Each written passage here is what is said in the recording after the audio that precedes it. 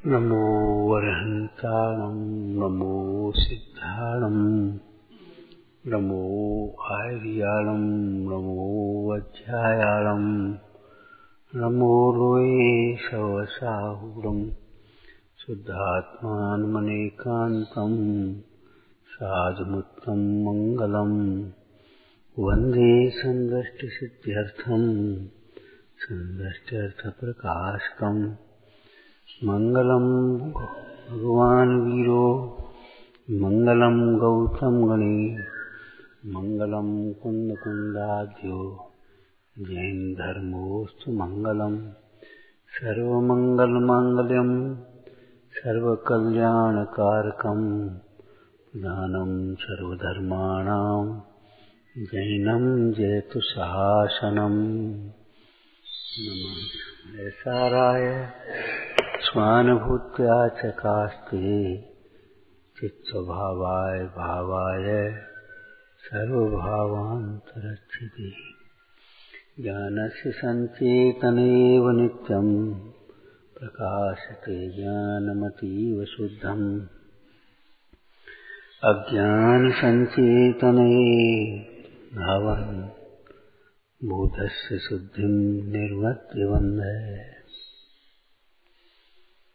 ज्ञान की संचेतन को संवेदन भी कह सकते हैं। वेदन सुख की अपेक्षा से कथन है और चेतन चेतना प्रतिभास की अपेक्षा से कथन। संचेतन माने जिसमें प्रतिभाषित होता है। अब प्रतिभाषित शुष्क तो होगा नहीं, तो उसी को संवेदन भी कहेंगे। हाँ, वेदन माने उसे ज्ञान के साथ सुख का वेदन अविनाभावी है। तो ज्ञान का संचेतन अथवा ज्ञान स्वभावी आत्मा का संवेदन वह ज्ञान को प्रकाशने वाला है। और ज्ञान को प्रकाशने वाले का अर्थ ये हुआ कि ज्ञान के अविनाभावी अनंत धर्मों को, अनंत शक्तियों को प्रकाशने वाला। वह हमारे लिए सुख का कारण है, वह हमारी प्रतिष्ठा का कारण है, वह हमारी मुक्ति का कारण है। तुम सुमिरत स्वयं ही बंधन सब खुल जाए, उलझन सब सुलझाए।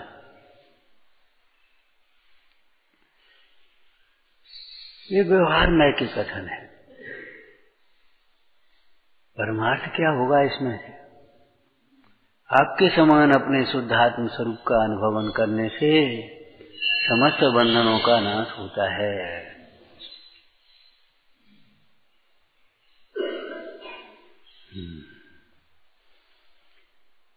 नीचे की पंक्तियों में अज्ञान संचेतन याद होता।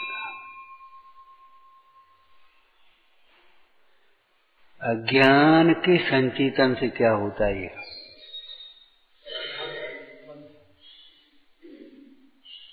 ज्ञान की शुद्धि को रोकता हुआ, अथवा तो ज्ञान को रोकता हुआ, सम्यक ज्ञान को रोकता हुआ बंद दौड़ता है। जैसे कोई आदमी आ रहा हो तो एकदम दौड़ करके जाकर के रोक दे, रुक जाओ। ऐसी ही हमारी कथाएं अज्ञान संचेतना, अज्ञान के साथ अभिन्न होकर, संचेतन का मतलब अज्ञान के साथ, ज्ञान रहित पदार्थों के साथ, शरीर के साथ, भोगों के साथ, परिग्रह के साथ अभिन्न होकर के ये मैं हूं, ये मेरे हैं, ऐसा समझना, ये तुरंत ज्ञान को रोकता है।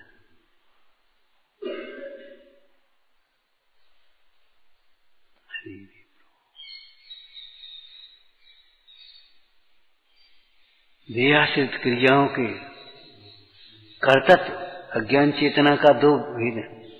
एक कर्म चेतना, एक कर्म फल चेतना है ना। संचेतन तो वो अभिन्नता के अर्थ में ले लेना चाहिए। अज्ञान संचेतन का मतलब कोई अच्छी चीज है, सम्यक चेतना ऐसी नहीं लेना चाहिए। अज्ञान के साथ अभिन्न होकर, ज्ञान रहित पदार्थों के साथ, भिन्न पदार्थों के साथ, अथवा तो कर्म और कर्म फलों के साथ अभिन्न होकर देखना, अनुभवना, क्या मैं सुंदर हूं, ज्ञान को रोकता है तुम्हारे। मैं धनी हूं, ज्ञान को रोकता है। ये मेरे बाल बच्चे हैं, ये हमारा परिचय है, ज्ञान को रोकता है। ये हमारी ताकत है, ये ज्ञान को रोकता है। ये हमारी वाणी है, मैं कितना सुंदर बोलता। फिर मैंने बोलती बंद कर दी। मैंने भी खुद, अरे प्रभु तेरी किसी दिन बोलती न बंद हो जाए।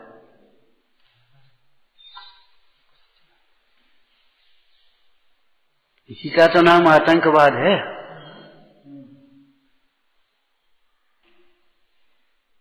आतंकवाद क्या है? भयभीत करके सामने वाले को बोलना बंद कर दें, कुछ कह ही नहीं पाएगा, और बस अपने मस्त अपना जीवन चालू।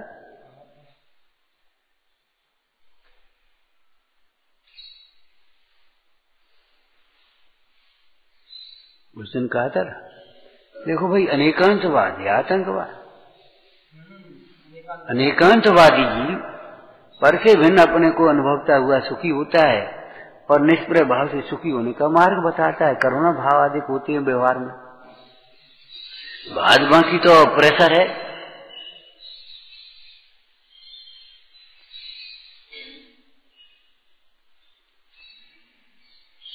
मोह की जड़ें बहुत गहरी हैं, बहुत गहरी हैं। खोद खोद करके निकालोगे तब निकल पाएंगे।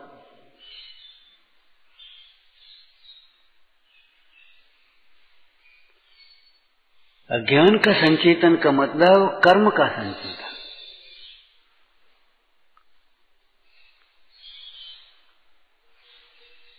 सामान्य भाषा में कर्म को करूं करूं ऐसा कर्म चेतना है कहा गया, और कर्म फल को भोक्ता चेतना। तो कर्म फल कर्म चेतना क्या मतलब? देखो तो शरीर के साथ अभिन्न है। मुझे अपना काम करना है, भैया जी काम कर लो। अब हमें नहाना धोना है, अब हमें रोटी खाना है, अब हमें आराम करना है।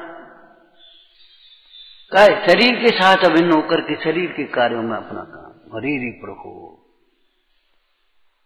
हमें क्या मतलब?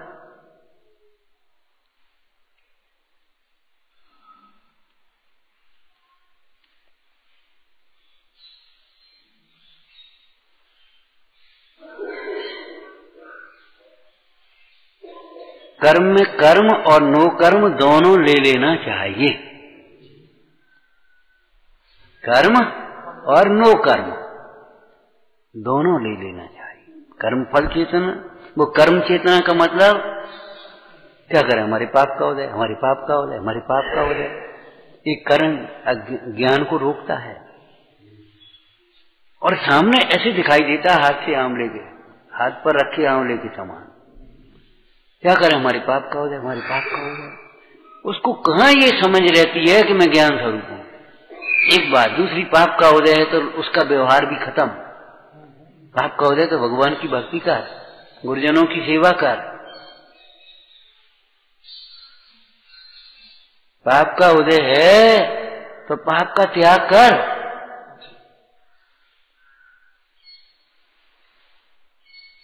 अरे रे, वह जीव महापापी है जो पाप के उदय का रोना रोता है और पाप नहीं छोड़ता है। महापापी है। पाप का उदय कोई ऊपर से नहीं आ गया, इनके किए हुए कर्म का उदय तुम्हारे में नहीं आ गया। एक बात। दूसरी, वह पाप का उदय कर्म फल जीव को अपने फल में जबरन तो नहीं जोड़ता। कर्म अपने फल में जीव को जबरन नहीं जोड़ता। तुम्हारे पाप का उदय है और तुम्हारे ज्ञान का उदय नहीं है। ज्ञान कैसे रहे हो पाप के उदय को? ज्ञान को रोक दिया तुम्हारे को। वो पाप का उदय भिन्न है, सो भिन्न नहीं जानना। क्या कर हमारे बड़े पाप का उदय? तुमने कैसे जान लिया कि हमारी इच्छा पूर्ति नहीं हो रही? बस धर्म ध्यान में मन नहीं लगता, सेवा करने का भाव नहीं होता, विनय का भाव नहीं होता, स्वाध्याय का भाव नहीं होता, टेंशन में पड़ी रहती है। ये है पाप का उदय। इसको कौन समझा? क्यों? पाप का उदय माने हमारी इच्छा पूर्ति नहीं होती।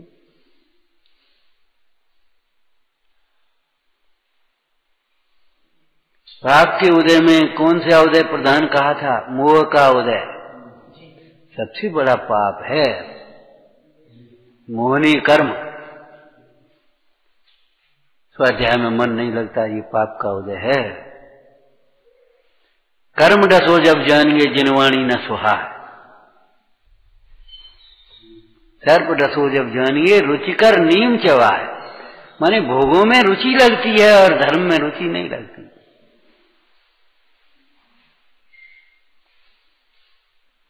पाप का उदय। हमने गांव की मां की भाषा में बोला था, बेटा अभी पाप का उदय है नहीं, अभी तो शरीर में कोई रोग नहीं है, जवानी है, रहने को जगह है, खाने को रोटी है, पहनने को कपड़े, 4 आदमी सुख दुख की पूछने वाले अगल बगल हैं।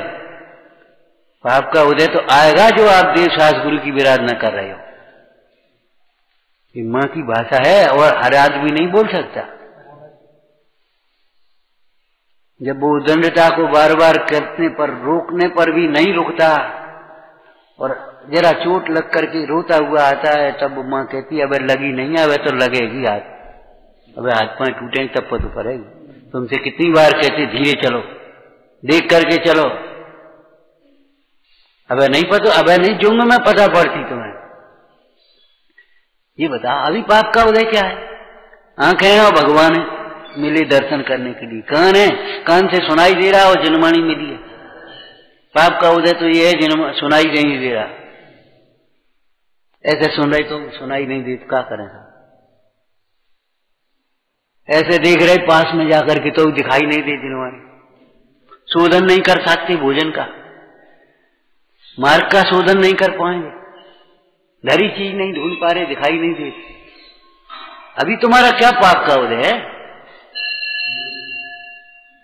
ये मोह की पराकाष्ठा है। जैसे स्वस्थ शरीर है, पहनने को कपड़े हैं, खाने को रोटी मिल रही है, कोई प्रकार की चिंता वैसी नहीं है भजन के कल का होगो। पाप के उदय जानते हो? आज मजदूरी नहीं मिली तो संजाओ चूल्हो नहीं जरो।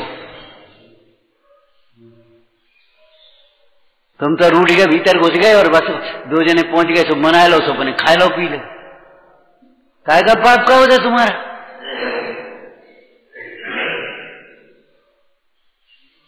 जैसे हड़ताल पे बैठ गए, पीछे से सब तनख्वाह मिल गई, बहाल हो गए। नुकसान तो सरकार का हुआ।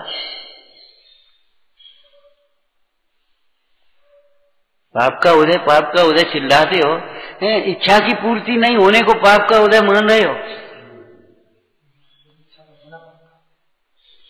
इच्छाएं उत्पन्न होती हैं, ये पाप का उदय है। एक में एक होकर के उसमें क्या करें? हमारी बारी पाप का उदय, हमारे ही पाप का उदय, हमारे ही पाप का उदय। क्या करें? समझ में नहीं आता। अरे जब तुम्हें निदान हो गया, समझ में आ गई पाप का उदय, तो पाप छोड़ो ना। लेकिन तुम्हें पाप लगता नहीं है। जिनवाणी की अवज्ञा करना पाप है, पाप है।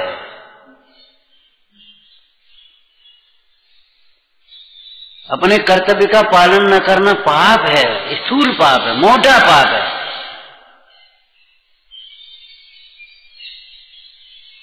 तुम्हारे पास समय है, शक्ति है, बुद्धि है, इधर उधर टहल रहे हो, बैठे हो, पूजा नहीं करे, स्वाध्याय नहीं करे, पाप है।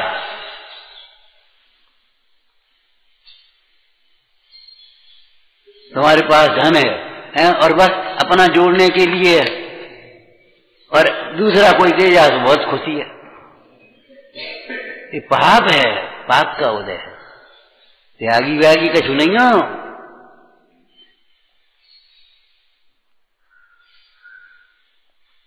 काहे के त्यागी? पाप के त्यागी को त्यागी कहते हैं। व्यवहार में अनिश्चय ऐसे पुण्य पाप के त्यागी को त्यागी कहते हैं।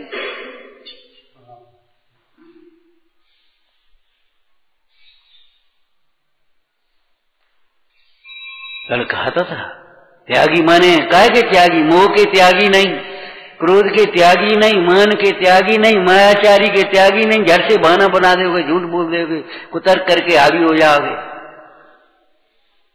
सामने वाले से कोई कर रो के दिखा दो, हम बैठे क्या करें। अब तो हम किसी से कुछ नहीं कह पाते, काहे बस झट से बुरा हो जाता वातावरण, रोने बैठ गए, पर रूठ गए। ये बहुत गंदी आदत है, बहुत गंदी, महापाप है।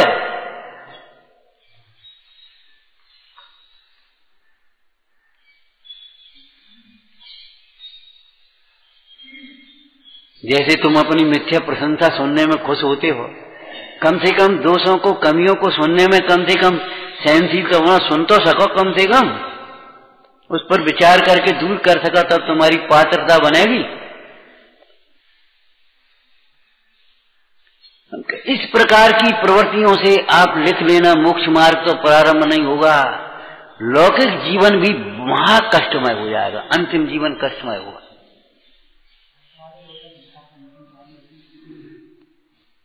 बाहर की दृष्टि से कह रहे अंतिम जीवन कष्टमय होगा। कहा था ना, विषयों का लालची और आत्महित में सत्कर्तव्य में आलसी, रोगी और दरिद्री होकर दुख भोगता है। ये कर्म फल की अपेक्षा करना योग का कथन है।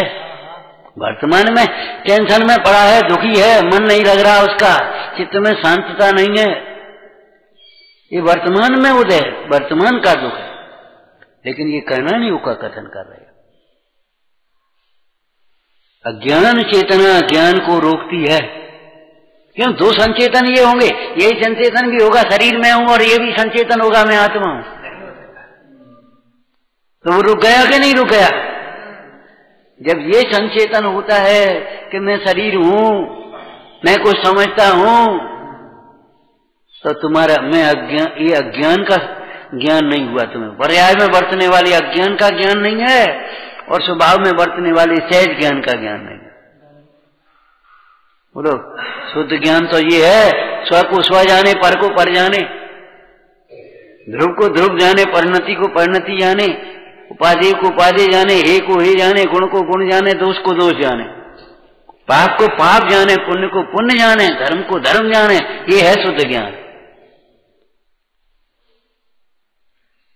और इन सबसे न्यारा अपने को जाने हैं, उसके इन सबसे न्यारा अपने को जाने बिना वो जान ही नहीं सकता। अभी समझ में नहीं आ रही पुण्य किसका नाम है। दो चार क्रियाएं कर ली तो लगने लगा हम बहुत पुण्य कर रहे हैं। पुण्य है, पुण्य बर्बाद कर रहे हैं। पुण्य पाप परिणाम से होता है, उसमें अभिप्राय की निर्मलता रहती।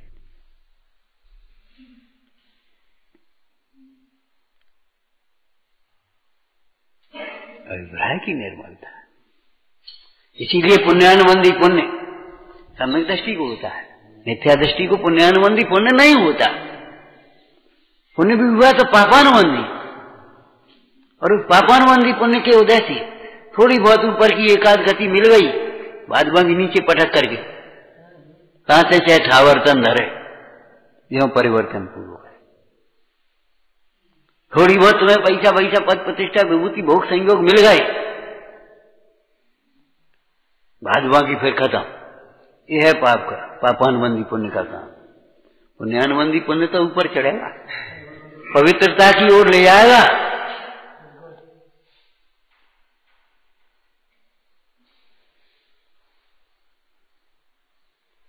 अज्ञान का अज्ञान चेतना, अब हम संक्षिप्त सरल में कह देते हैं, अज्ञान चेतना ज्ञान को रोक रही है।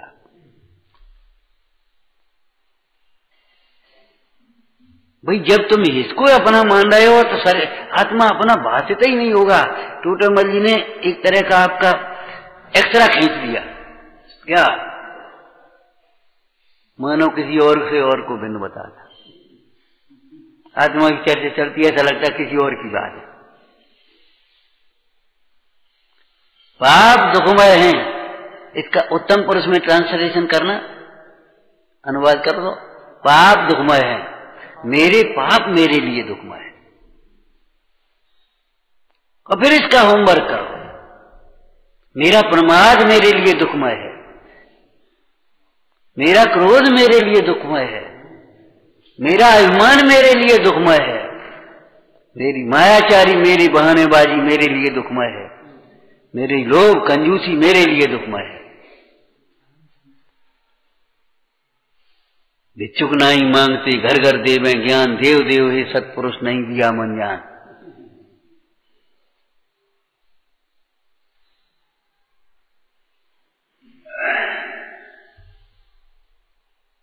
इनके बस पाप किए हम, कारण में कार्य का उपचार करके इनको भी पाप ही कहेंगे। समझ में आए ना? क्रोधाधिक परिणाम को पाप कहेंगे, तीव्रता को पाप कहेंगे और मंदता को नहीं। विषय के भेद से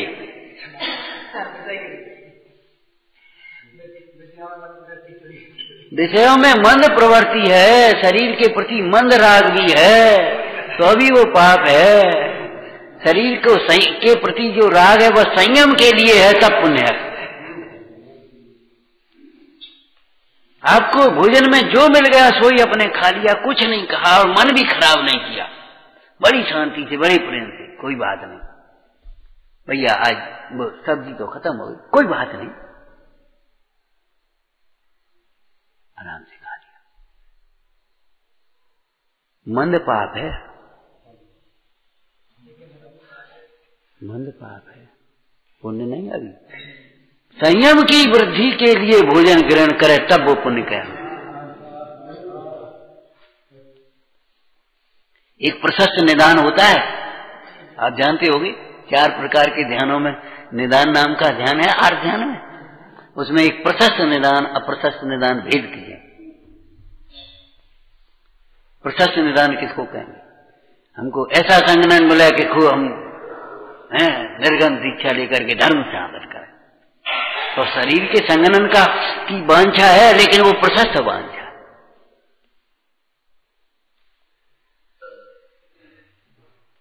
ऐसी शक्ति मिले इससे बैर लूं, इसको मारूं, यह प्रशस्त निदान है।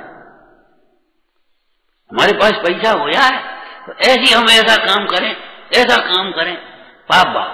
और हमारे पास पैसा हो, अरे क्या करें, एक मंदिर बनवाना है, बड़ी भावना है, पैसा हो जाए, अब की एक शिविर लगाना है, पैसा हो जाए, नहीं बच जाए, कौन से देखो आ जाए, शिविर लगाना, ये है पुण्य बाप।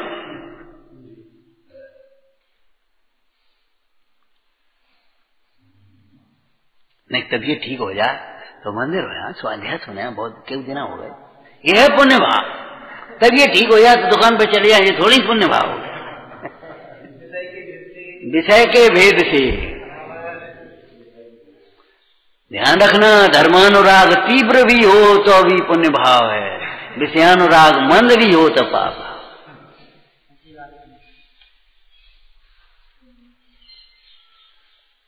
लेकिन तीव्र कथाओं में सामान्य रूप से का कथन है कि धर्मानुराग होता नहीं, विषय कथाएं संबंधी तीव्र, विषय संबंधी तीव्र कथाएं, इसलिए उसको मंद कथा को पुण्य कह दिया, तीव्र कथा को पाप कह दिया। लेकिन ध्यान रखना, तीव्र और मंद का भेद नहीं लेना, विषय के भेद से। ये चर्चा आगम में पढ़ी होगी आपने, स्वाध्याय में सुनी होगी कि महाराज राग तो राग है, राग तो दुख का कारण है, उसको प्रशस्त राग क्यों कहा? कि विषय के भेद से वीतराग की संबंधी राग को, वीतरागता संबंधी राग को प्रशस्त राग कहने का। विषय के भेद से पूजा की धोती, पूजा की थाली,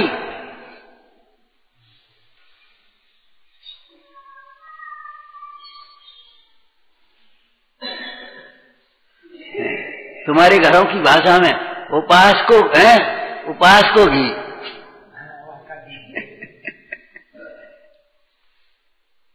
सामान्य रूप से नहीं बन पाती तो थोड़ा बहुत निकालते रहते ना, वो उपास को घी रखो रहती हो।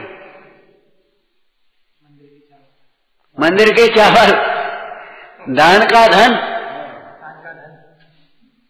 उस दिन वो कहाँ गया, वो राजेश नहीं आया, निर्माल पूछ रहा था, निर्माल ने कहा चढ़ी हुई द्रव्य तो निर्माल है ही, लेकिन जो अपनी आगम में कही हुई दान की वस्तु है वह भी निर्माल है। आपको 10वां हिस्सा दान में निकालना चाहिए, नहीं निकालते तो निर्माल भक्षण का दोष है।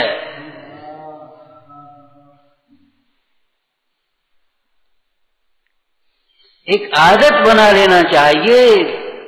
आप कोई मुनिराज नहीं हो गए, आपको जो मिलता है उसमें से 10वां हिस्सा निकाल करके अलग कर, एक किसी के दूसरे के लिए, हमारे इसमें हमारा कुछ नहीं। इन्हें दे 50 रुपया तुमने जेब में धर ले, क्या जेब में धर ले, 5 अलग कर दो। ये किसी दीन दुखी के काम आएंगे, किसी मंदिर के काम आएंगे, किसी धर्मात्मा के काम आएंगे, किसी धर्मायतन में काम आएंगे, जीर्णोद्धार में काम आएंगे। अब एकदम 5 रुपया हाल तो नहीं दे देंगे किसी को, कोई बात नहीं, उसको अलग रख दो। और सामने आया तो एडवांस दे दो। नहीं आई समझ में? अगर सामने पात्र जीव आ जाए कोई और तुम्हें तो एडवांस दे दो। एडवांस माने 5 रोज करेंगे तो 15 दे दे, 20 दे दे, 50 दे दे, 10 दिन नहीं देना और क्या करोगे? हैं? वो लड़का घर आकर के पिताजी से बोला, पिताजी हैं 20 रुपया और दे दो हमको, तो हमें 5 देते हो तो 4 दिन बाद देना। अब कितने दे दो, वो क्या लिखा भूल गए हम। तो पिताजी 20 रुपया हमें दे, खाए। बोले आप फिर 4 दिन मत देना हमको। पिताजी जानते थे लड़का कुछ संस्कारी तो है नहीं, दे दिए और नौकर को साथ में लगा दिया, जा देखना क्या करता है। 20 रुपया उसने दिए और पहुंचा सहपाठी घर। सहपाठी को बुलाया और पुस्तक की किताबें दुकान पर पहुंचा, भैया पुस्तकें दे दो। पिताजी ने दूसरे दिन बुलाया, ले बेटा 5 रुपया। बोले पिताजी कल ले लिए थे हमने 20, तेरे पास दुरुपयोग नहीं होगा, ये तक। ऐसे ग्रस्त बहुत पाप बांधते हैं जो अपने ग्रस्त बाल बच्चों को तो सब देते हैं लेकिन त्यागियों को नहीं देते, बहुत पाप बांधते हैं, धर्मात्माओं को नहीं। तुम्हें क्या करना है, तुम्हें चाहिए सो ले लियो। कभी तुमने घर के उस बेटे से भी कहा, तुमने उस बेटी से भी कहा,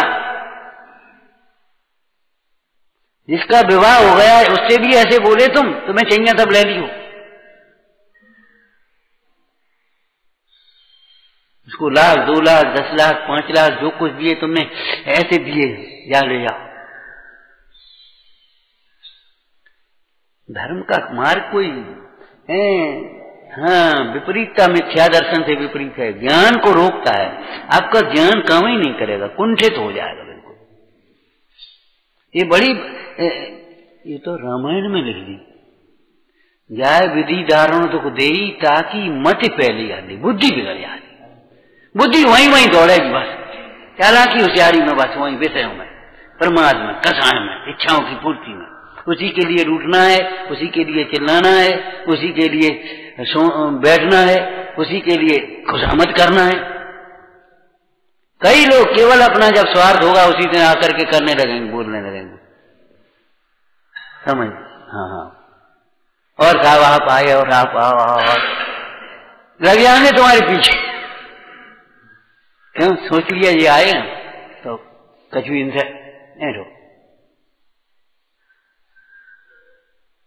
निर्वांछक वात्सल्य, निर्वांछक साधना, निर्वांछक आराधना। धर्म में वांछा नहीं होती, और जहां विषयों की वांछा है वहां धर्म नहीं होता।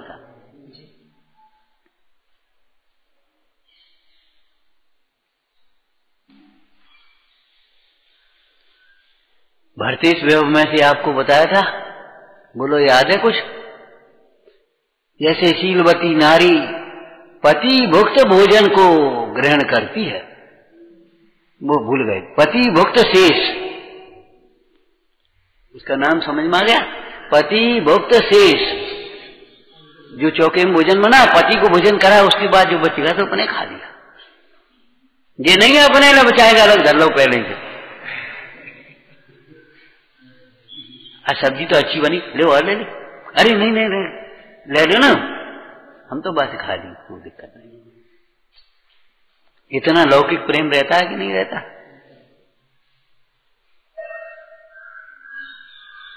ऐसे ही जो श्रावक है वह मुनि भुक्त शेष आहार को ग्रहण करता है।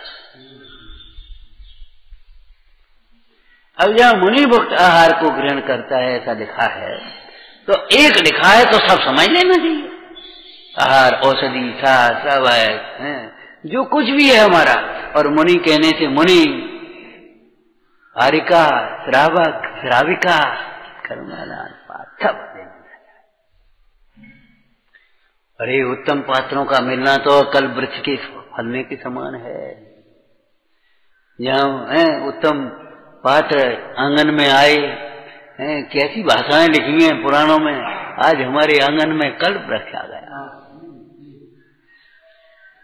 कल जो चर्चा पीछे से की थी ना, मांगे मिले तो मृत और बिना मांगे मिले तो अमृत। ठीक है ना? तो क्या मतलब हुआ? बिन याचे बिन चिंताए, जो धर्म से सुख मिलता है, बिना चाहे मिलता है, बिना मांगे मिलता है, वह है अमृत।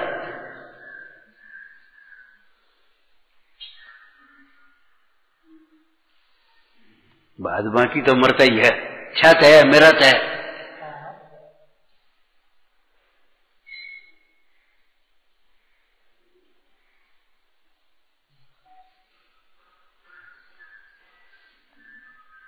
समझ में आया? एक कहें तो आज दीपक, अंत दीपक जहां भी लगाना हो आपको लगा लेना चाहिए।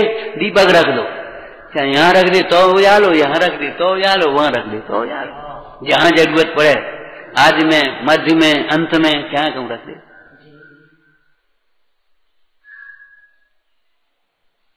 ऐसे ही जहां कथन किए जाते हैं आगम में, एक कथन किया जहां सर्व कथन समझ लेना चाहिए। और एक चर्चा सुना दें, अपने को भी भोजन ऐसे देना चाहिए जैसे दान दे रहे हो अपने को। काहे के लिए? ए शरीर तू ग्रहण कर, मेरे संयम में सहारो। भरते स्वयं की ये चर्चाएं हैं।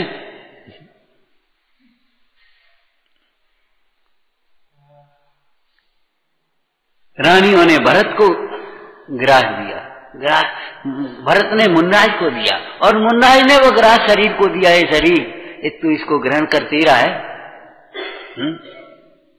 क्यों भाई? विचार करो।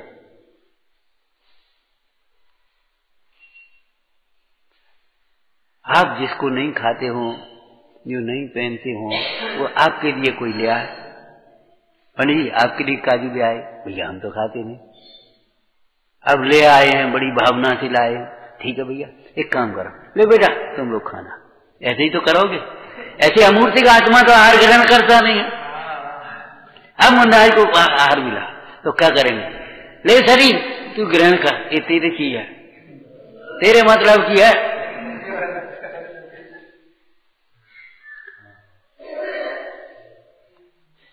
तेरे मतलब की है। मैं तो ग्रहण करने की ताकत ही नहीं। अमूर्तिक आत्मा कैसे आहार को, मूर्तिक आहार को कैसे ग्रहण करेगा?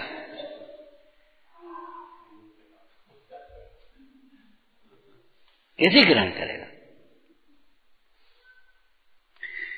तो अज्ञान चेतना शुद्ध ज्ञान को रोकती, बंद रोकता हुआ दौड़ता है। हे रोको रोको रोको, दौड़ते हुए। और दौड़ने वाला रोकियो ने अपने धीरे धीरे धीरे धीरे, तब तक तो वो होशियार है। दौड़ करके उसने दौड़ करके, मतलब इसको एक काल वाचक देखें तो इतनी जल्दी, शीघ्र। एक ऐसी और चर्चा कलश में आई है, जब तक दृष्टांत की दृष्टि पुरानी ना पड़े, धोबी के दृष्टांत के बाद पीछे से काव्य आया, जब तक दृष्टांत की दृष्टि पुरानी न पड़े तब तक वह शीघ्र, मतलब अति शीघ्र ऐसे बंद धावता रोकता हुआ दौड़ता है, अथवा दौड़ता हुआ रोकता है, एक ही बात है। मतलब जहां ज्ञान चेतना है वहां कर्म बंद है और वहां शुद्ध ज्ञान नहीं रुकता। और शुद्ध ज्ञान ही जब रुक गया, इंजन नहीं रुक गया तो डब्बा तो सुख, क्यों भाई? जब ज्ञान ही रुक गया तो सुख, मोक्ष मार्ग, वितरागता, प्रभुता, बल, ये तो सब वही ज्ञान के साथ है।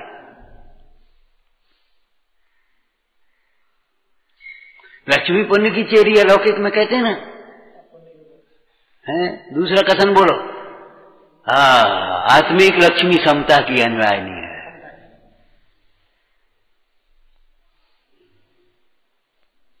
समता आएगी उसके साथ में आएगी वो आत्मिक लक्ष्मी रत्न। ये पुण्य आएगा तो उसके साथ में आएगी वो। भगवान ऐसे चलते हैं और ऐसे ऐसे वो कमल आगे बढ़ते चले जाते हैं। यहां से गए समोसन में से उठ करके, और ये डेरा तंबू की तरह उठाना नहीं पड़ता, वहां जाकर सीधा। और जब उस प्रकृति का क्षय हो जाता है तब ऐसे खड़े रह जाते हैं कैलाश पर्वत पर ऋषभदेव। कहां गो समोसन? मारा समोसन कहां गो? कि जहां से आवता है। कौन हमारा था? हमारा केवल ज्ञान, हमारा अनंत चतुष्टय हमारे पास है। बाद बाकी पुण्य की विभूति गई, पुण्य गया तो पुण्य की विभूति गई। एक क्षण नहीं लगेगा, एक क्षण। मनोवती ने यही तो कहा था बुद्धसेन से, नहीं नहीं इनने हमारे साथ ऐसा करो, ये भैया भागन ने और पिताजी पे तो करवाओ, हमें निकालता होगा सर। इन पे खींच के मजबूरी न कराई तो हमने भी, हमसे बुद्धसेन मत कहियो, मूर्ख मत कहियो जे कहो। मनोवती बोली,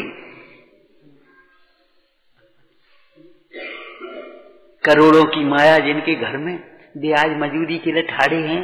लक्ष्मी की ऐसी असारता, ऐसी चंचलता, ऐसी अध्रुवता देख करके तुम्हें विवेक नहीं जग रहा। ठसक चढ़ी आज राज जमाई बन गए, तो आज राज जमाई बन गए तुम और मंदिर बनवा रहे, तो तुम्हें ठसक आ गई कि मजूरी कराएंगे इन पर, भैया भाभी पर और माता पिता पर। बेदन भूले जब बागा में बैठे थे भूखे। अरे रे प्रभु, पुण्य पाप की असारता। वर्तमान युग में क्या लिखा? पुण्य पाप की, संसार की विचित्रता, पुण्य पाप की असारता दर्शा करके जीव को धर्म में लगाया है। तुम्हें धर्म में लगना चाहिए, धर्म में लगना चाहिए माने मंदिर बनाना चाहिए।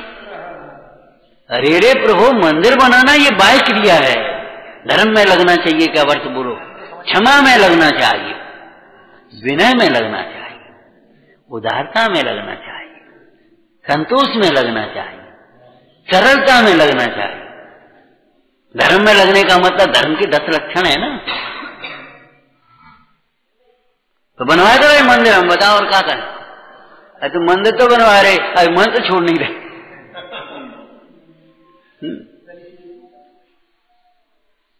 तुम्हें तो बदले की भावना है, अभी तुम्हारी दृष्टि नहीं बदली। दृष्टि बदल जाती है तो बदले की भावना नहीं रहती। जाने हमारे संग में ऐसो करो, अरे इसने नहीं किया भैया, तुम्हारे कर्म के काल उदय के कारण उस समय वैसा हुआ है, अब वो कर्म चल गया और वो उसकी भी वो पर्याय बदल गई, तुम्हारी वो पर्याय बदल गई। काऊ ने काऊ के संग नहीं करो, वो पर्याय गई स्वच्छंद होने के लिए नहीं, समता के लिए वो पर्याय गई। काऊ ने काऊ के लिए नहीं करो, एक बात। दूसरी बात, इसने तुम्हारे साथ ऐसा किया है तो तुम के वो कैसा आदमी के बुरा, तो बुरे ने तुम्हारे संग बुरो करो, तो तुम कैसे भले, तो भलो करो। बुराई का बदला भलाई से देना।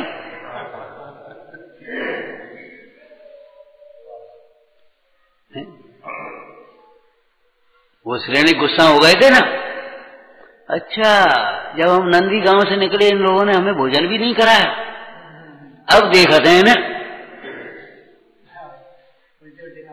अब हम देखते हैं कि महाराज बिना अपराध के दंड दे हुए तो फिर राजा प्रजा कहेगी अन्याय किया है, कोई अपराध है करो तब दंड दे। तो दंड देने के बहाने से उल्टे उल्टे काम बताए कि बालू की रस्सी ला, अपने गांव की बावड़ी यहां ले आ,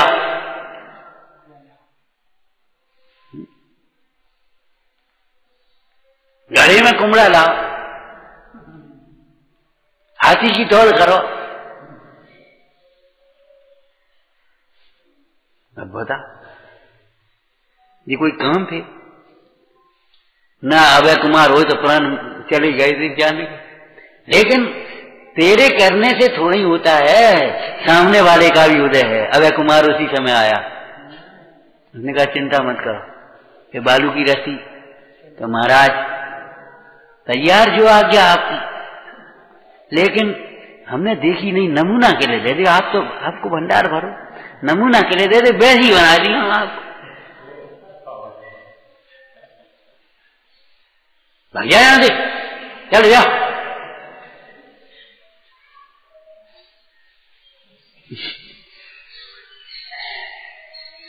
आधी रात को हल्ला कर दो, गाड़ी बैल और हल्ला। महाराज बाबड़ी ले आए हैं, कहां रखे थे? और गांधी में कहे अरे कहां रख दें, जा जहां से लाए वहीं ले जा, रख दे, खत्म हो गई बात।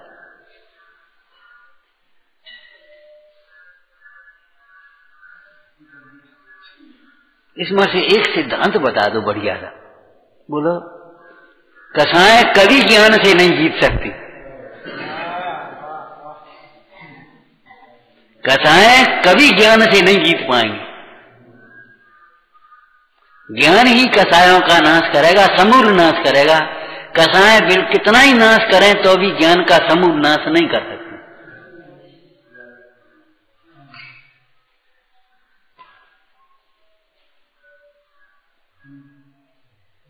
अज्ञान का संचेतन, माने मैं मनुष्य हूं, मैं शरीर हूं, मैं सुंदर हूं, मैं धनी हूं, मैं राजा हूं, मैं रंक हूं, मैं पंडित हूं, मैं मूर्ख हूं। क्या है अज्ञान से चिंतन? ये ज्ञान का रोकता है। कौन से ज्ञान को रोक दिया इसने? मेरो तो है उपयोग रूप, बिन मूरत चिन मूरत अनूप। उदगर नव धर्म अधर्म काल, इन ते न्यारी मेरी तो चार। पाप दुख का कारण है, इतना मत पढ़ना, आगे पढ़ना। क्या मेरे पाप ही मेरे लिए दुख के कारण हैं, और ये वर्तमान के जो मेरे पाप हैं वो या मुत्रा पाया दर्शनम, वर्तमान में दुख के कारण, आगामी दुख के निमित्त होंगे। पाप किसी को कहीं कभी किंचित भी सुख के कारण नहीं हुए।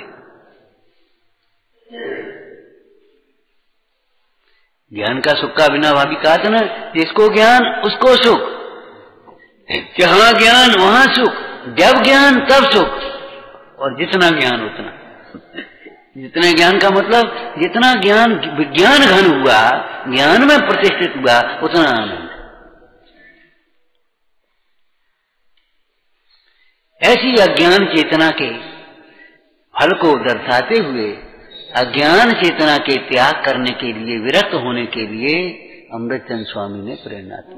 विचार सहजानंदी शोध करो, अविनाशी में आत्म करो। सहजानंदी शोध करो, अविनाशी में आत्म करो। सहजानंदी शोध करो, विनाशी में आत्म करो।